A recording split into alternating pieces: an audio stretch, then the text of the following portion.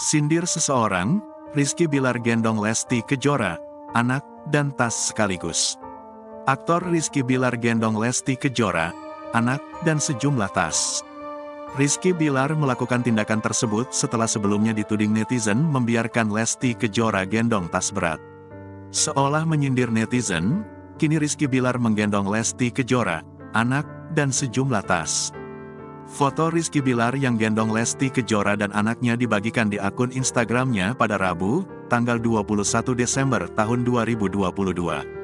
Pada foto yang dibagikan, terlihat Rizky Bilar membawa banyak tas. Sementara Lesti Kejora terlihat digendong di punggung suaminya itu.